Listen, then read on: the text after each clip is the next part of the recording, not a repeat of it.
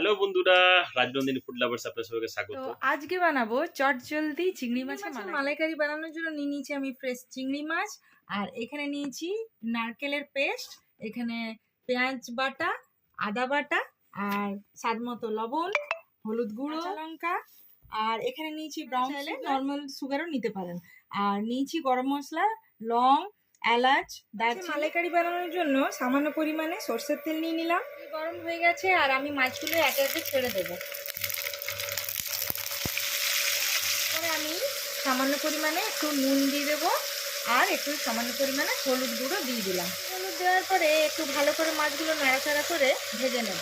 দেখুন দেখতে দেখতে 5-7 মিনিট হয়ে গেছে আর মাছগুলো বেশ একটু লাল লাল করে ফ্রাই হয়ে গেছে। এরপরে এই মাছগুলো আমি একটা প্লেটের মধ্যে তুলে নেব।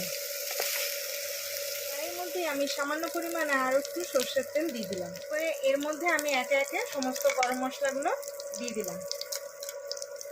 গরম মশলাটা একটু নাড়াচাড়া করে আমি দিয়ে দেবো 2 চামচের মতো পেঁয়াজ বাটা।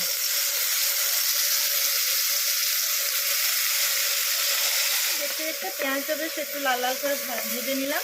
এরপরে এর মধ্যে আমি দিয়ে দেবো 2 চামচের মতো আদা বাটা। এবারও আমি একটু ভালো করে এই পেঁয়াজের সাথে ভালো করে এই আদাটাকেও একটু ফ্রাই করে নেব।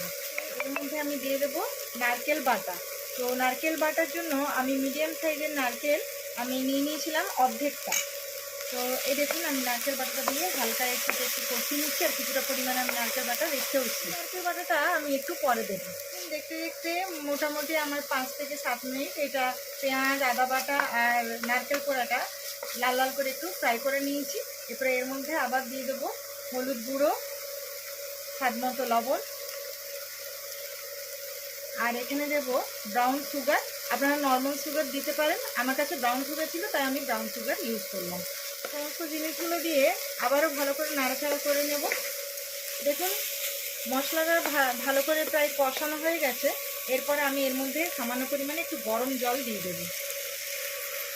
গরম জল এইভাবে ইউজ করলে কি হয়, মাছ এই রান্নাটাও খুব সুন্দর হয়। আর আরেকটা জিনিস হয়, এই যে মশলাগুলো কষতে কষতে একটু লেগে আসে, তো ওই মশলাটা ভালো করে ভাজার জন্য সামান্য পরিমাণে একটু জল আমাদের দরকার হয়। তো এর মধ্যে দেখুন আমি ওই যে ভেজে রেখেছিলাম চিংড়ি মাছগুলো, ওগুলো আমি এর মধ্যে দিয়ে দেবো এই মশলার মধ্যে।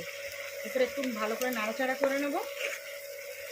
এইভাবে মাছগুলোর মধ্যে মশলাটা মাখিয়ে এইভাবে নাড়াচাড়া করে নেব। তো দেখুন দেখতে দেখতে মাছের মধ্যে সমস্ত মশলাটা মাখা মাখা হয়ে গেছে। এরপরে এর মধ্যে আমি দিয়ে দেবো এই যে নারকেল বাটাটা। দেখুন পুরো নারকেল বাটাটাই আমি দিয়ে দিলাম।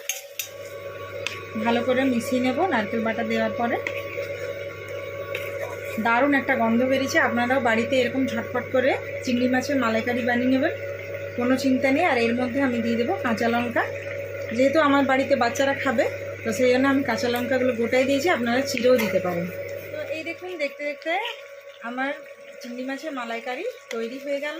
আর আপনারাও বাড়িতে অবশ্যই বানাবেন আর ফ্যামিলির সাথে এনজয় করুন। ফ্যামিলির সমস্ত লোকেদেরকে বানিয়ে খাওয়ান আর কমেন্টে অবশ্যই জানাবেন যে কেমন লাগলো আপনাদের চিংড়ি মাছের মালাইকারি। চটজলদি চিংড়ি মাছের মালাইকারি বানিয়ে গরম গরম ভাতের সঙ্গে জাস্ট দারুণ জমে যাবে।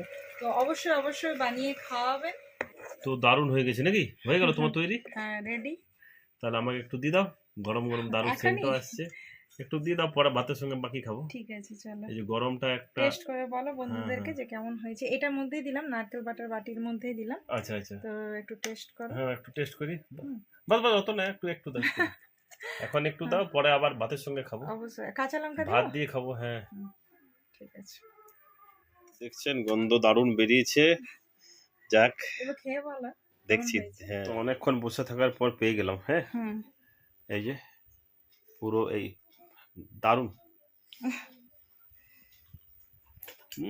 গরম আছে মানে অসাধারণ। সেন্ট যেমন আসছে খেতে অসাধারণ। আর চিংড়ি মাছটা একদম ফ্রেশ ছিল, দারুণ। তাহলে এইভাবে বানিয়ে খাওয়ান আর ফ্যামিলির সাথে এনজয় করুন। তাহলে আজকের মতো বাই বাই।